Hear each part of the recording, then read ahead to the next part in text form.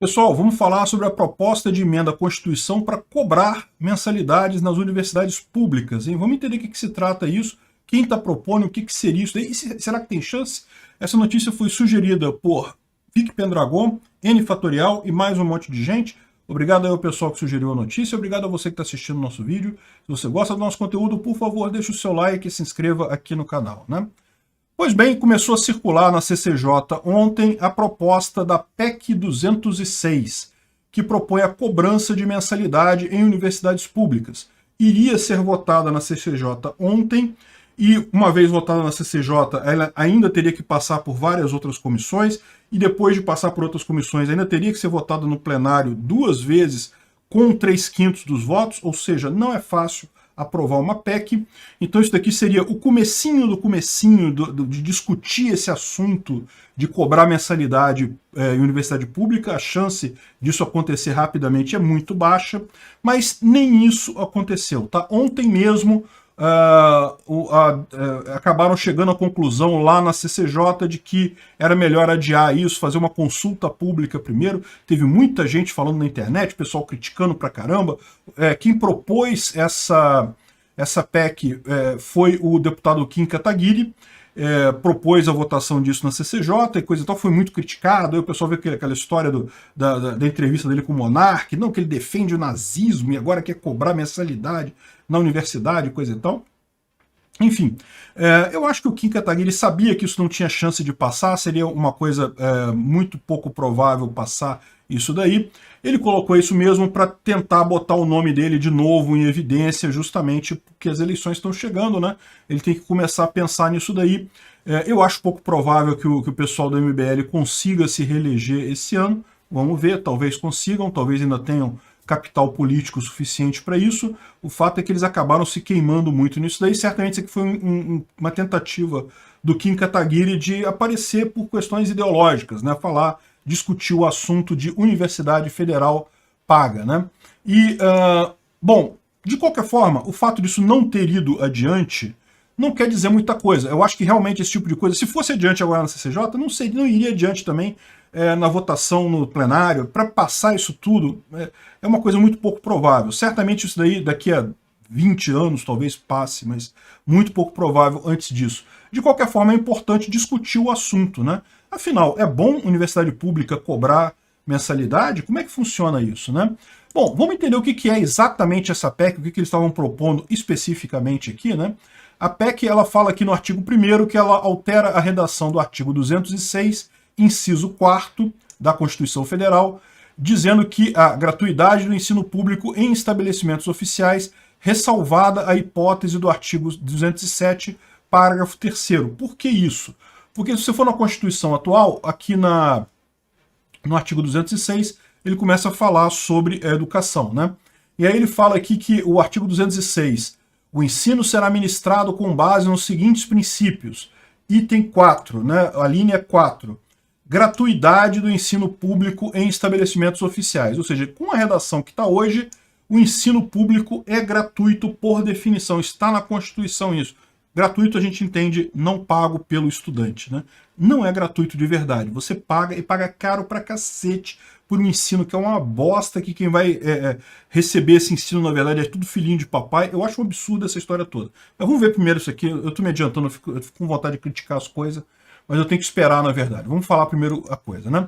Enfim, e o artigo 207, que passa a vigorar com o seguinte parágrafo 3º, ou seja, ele fala aqui que a gratuidade agora vale, com exceção da hipótese do artigo 207, parágrafo 3º, e aqui ele escreve o artigo 207, parágrafo 3º.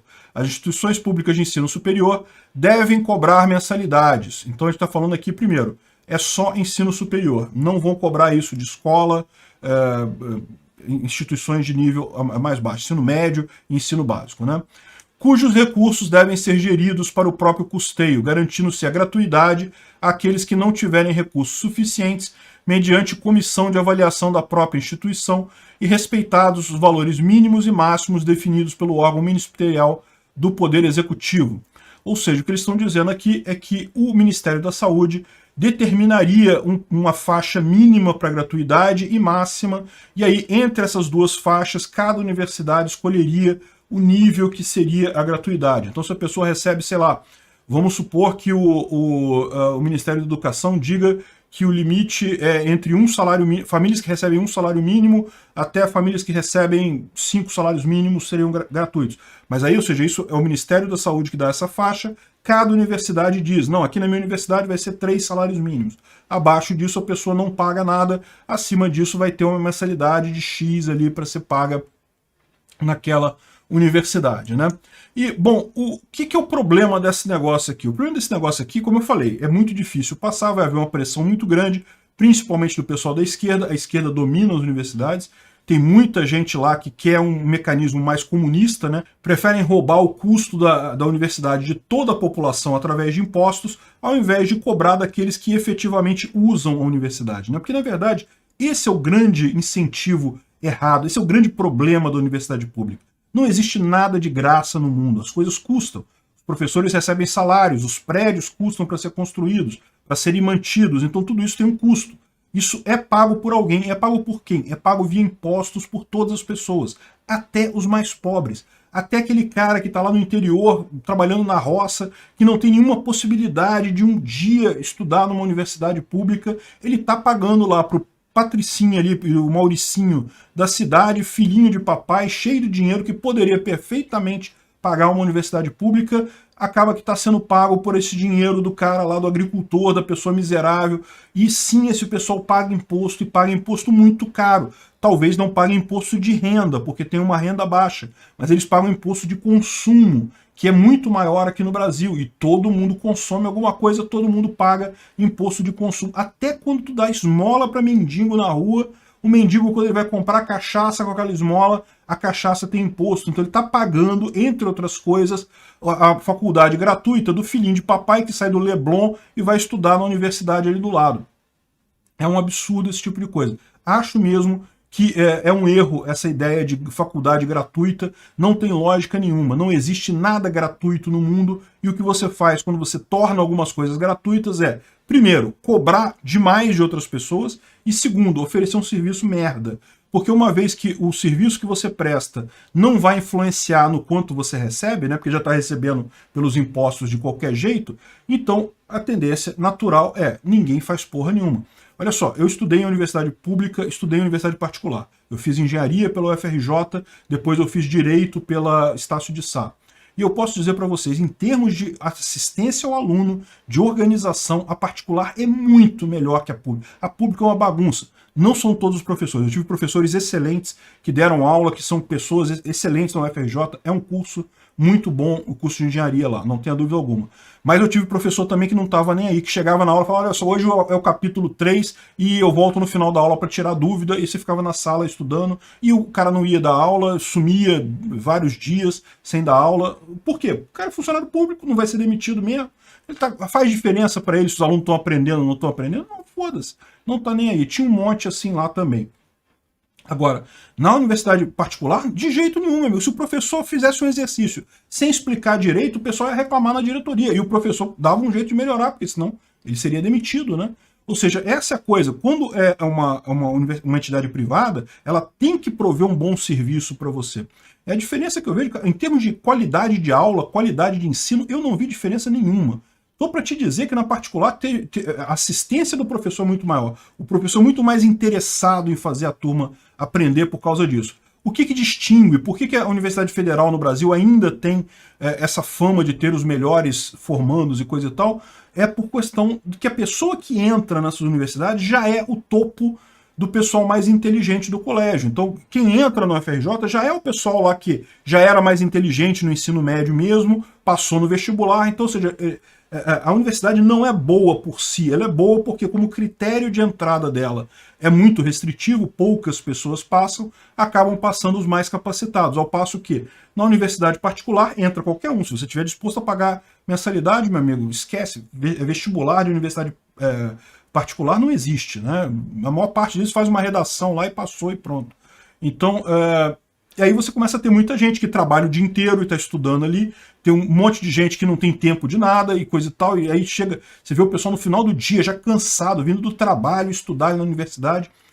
Você não pode esperar que esse pessoal tenha o mesmo rendimento acadêmico do pessoal que está lá novinho, acabou de fazer o ensino médio, todo mundo com a cabecinha fresca, só está preocupado com a baladinha de sábado.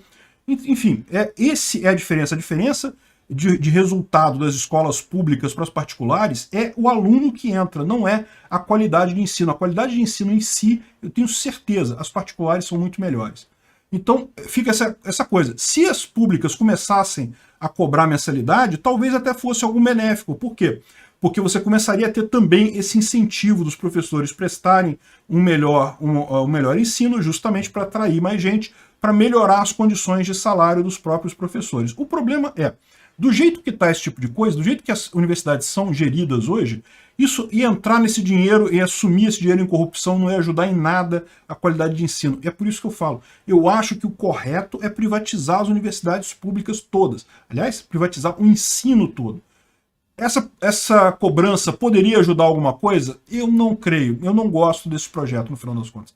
Acho que esse dinheiro ia ser mal gerido, uma vez que continua sendo todo mundo funcionário público, ninguém pode ser demitido, os professores continuariam cobrando, ensinando de forma merda, e no final das contas o cara que vai estar pagando a mensalidade não vai estar ajudando nada em nada lá, porque o imposto vai continuar sendo cobrado do resto da sociedade. Então o que tinha que fazer é a privatização completa. Aí sim, aí com os professores tendo o deles na reta, se eu der uma aula merda, eu vou ser demitido. Aí sim, você começa a ter realmente ensino de qualidade nesses lugares.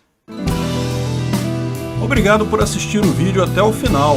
Além de curtir, compartilhar e se inscrever no canal, considere se tornar patrocinador com valores a partir de R$ 1,99. Clique no botão Seja Membro abaixo para saber as condições e vantagens de patrocinar o canal. Mais informações sobre o nosso projeto, visite nossos sites indicados na tela.